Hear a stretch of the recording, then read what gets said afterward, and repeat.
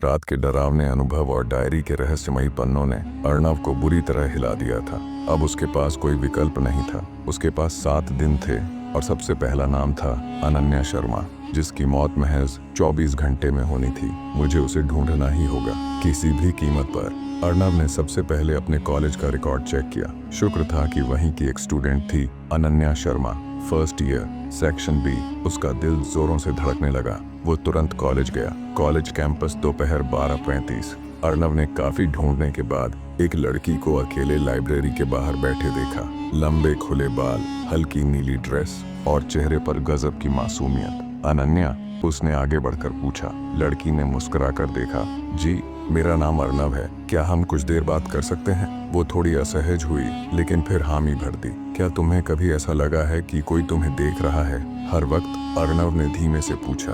अनन्या का चेहरा सफेद पड़ने लगा। हाँ, पिछले कुछ दिनों से जब भी मैं शीशे में देखती हूँ, लगता है कोई मेरे पीछे खड़ा है। एक बार तो मुझे लगा कि वो मेरे बालों को छू रहा था। अर्णव को झटका सा लगा। ये डायरी में लिखा सच था। तुम्हें आज रात अपने घर पर नहीं रुकना चाहिए। मेरे साथ चलो, मैं सब समझाता हूँ। क्या पागल हो? मैं तुम्हें जानती भी नहीं, और अगर तुम आज रात वहीं रुकी तो जिंदा नहीं बचोगी। अनन्या कुछ पल उसे घूरती रही, फिर एक डर ने उसकी आंखों में जगह बना ली। ठीक है, वो फुसफुसाई। शाम 7 बजे एक गेस्ट हाउस के कमरे में अर्णव ने पूरा कमरा चेक किया, हर कोना। फिर अनन्या को कमरे के अंदर बिठाया और दरवाजा बंद कर दिया। तुम बाहर मत निकलना, चाहे कुछ भी हो जाए, और इस आईने को किसी भी हालत में मत देखना। आईना? हाँ, ये सब वहीं से शुरू होता है। वो खुद बाहर कुर्सी पर बैठा पहरा देने लगा। रात के 12 बजे कमरे के अंदर अचानक बत्ती झपकने लगी। अनन्या घबरा गई। कमरे की दीवारों पर काली परछाइयां उभरने लगीं। आईना धीरे धीरे धुंधला होने लगा और उसमें एक चेहरा उभरा।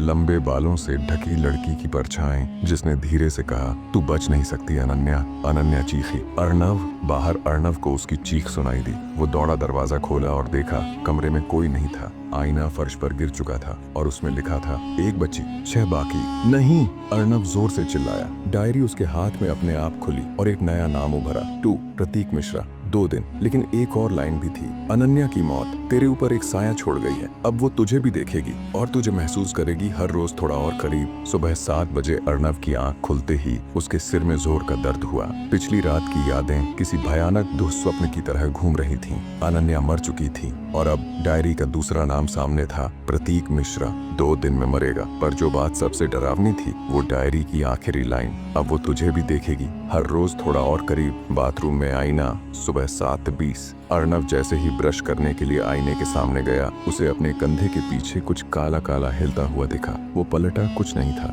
लेकिन आईने में उसकी परछाई अकेली नहीं थी। एक और परछाई कंधे से कंधा मिलाकर खड़ी थी। उसके चेहरे पर वही लड़की, लंबे बाल, सूनी आंखें और होठों से रिश्ता गाढ़ा काला खून। तू नहीं बच पाएगा। आईना अचानक चटक गया और अर्णव पीछे गिर पड़ा। मुझे प्रतीक को जल्द ढूंढना होगा, अब नहीं तो कभी नहीं। कॉलेज की वेबसाइट से उसे प्रतीक का नंबर मिला। फोन लगाया। हेलो, प्रतीक मिश्रा? हाँ, बोल रहा हूँ। कौन? मेरा नाम अर्णव है, मैं तुमसे बहुत जरूरी बात करना चाहता हूँ। क्या हम मिल सकते हैं? भाई, मैं अभी शिमला में ट्रिप पे हूँ, 2 दिन बाद आऊंगा। अर्णव सन्न। तू शिमला में है? कहाँ पे? विक्टोरियन वुड्स नाम का एक रिजॉर्ट है। क्यों? अर्णव के होंठ सूखने लगे। विक्टोरियन वुड्स, वही जगह जहाँ कलिंद्रा को 1849 में जिंदा जलाया गया था, जहाँ से सारा यह श्राप शुरू हुआ था। प्रतीक, तू वहीं रुका मत रहना, अभी के अभी वहाँ से निकल जा। ये कोई ट्रिप नहीं, ये तेरी मौत का बुलावा है। तू पागल है क्या? Call cut. अर्णव ने तुरंत टिकट बुक की, उसे प्रतीक को बचाना ही था। Victorian woods, Shimla. रात 9:30 बजे बर्फ गिर रही थी। पेड़ अजीब आवाजें कर रहे थे।